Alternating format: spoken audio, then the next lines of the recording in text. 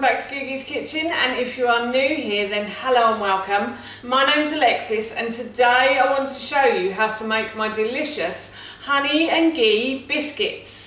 As I just mentioned, today I'm going to be making my honey and ghee biscuits. Now this recipe is really quick, really simple and really easy to do.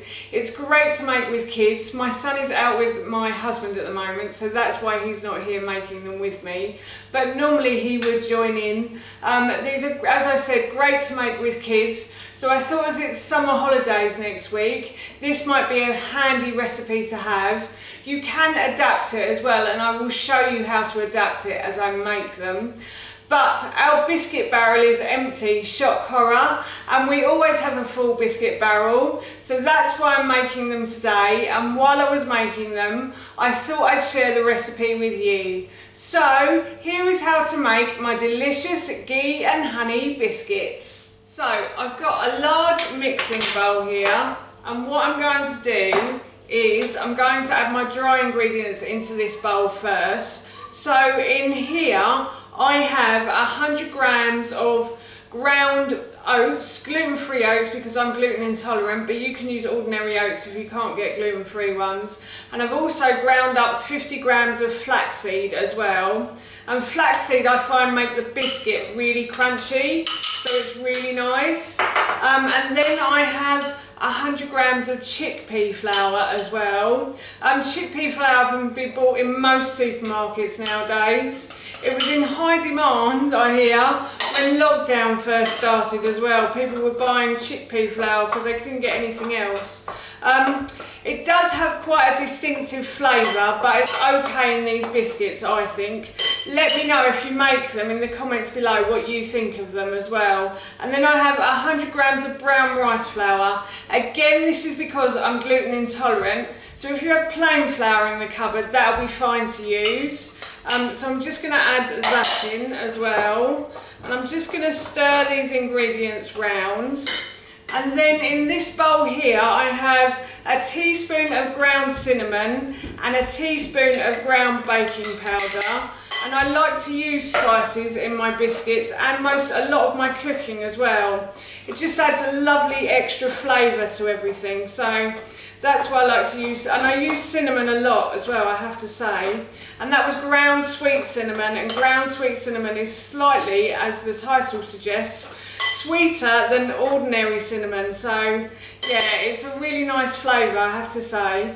And then I have 50 grams of coconut sugar in this bowl as well. So I'm just going to add these ingredients and I'm just going to mix them all round now, like so. I have a blog which I will link in the description box below for you, and on my blog I have over 800 recipes and lifestyle blogs. It's mainly recipes though, so if you are looking for inspiration for dinner or sweet treats or anything like that, please go check that out because there are lots of recipes on there for you, and it's completely free as well, so definitely go look it up. And then in this bowl I have 100 grams of ghee, and I will link the recipe and the video I've done on ghee in the description box below too. It's very simple, but it does take it takes about 20 minutes to make ghee. So ghee is like a butter they use in India a lot. So it's the butter but without the milk product. So what you do is you cook it to cook off the milk in it basically, and it's delicious. My son really likes it, and it's really good to fry in as well.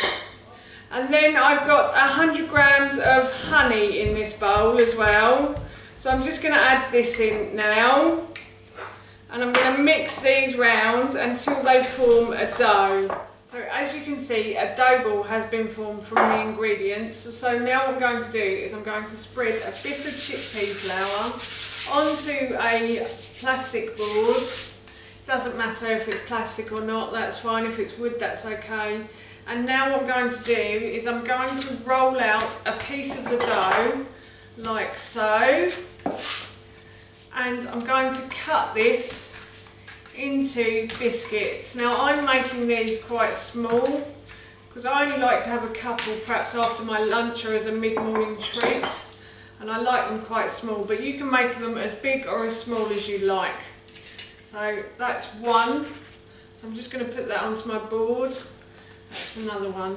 And now what I'm going to do is I'm going to roll the rest of the dough out until it's all used up and made into biscuits. So my biscuits are all done now, and I'm going to go and preheat my oven in a moment to 200 degrees. But before I do, I'm going to put these into the fridge. And the reason I put them in the fridge is because I find if you cook them from cold and they're hard, they seem to go a bit crunchier. I don't know what it is, I don't know the science behind it, but they always turn out a bit crunchier. So I'm off to put these in the fridge for about half an hour or so now. So as I said, I'm going to preheat my oven to 200 degrees.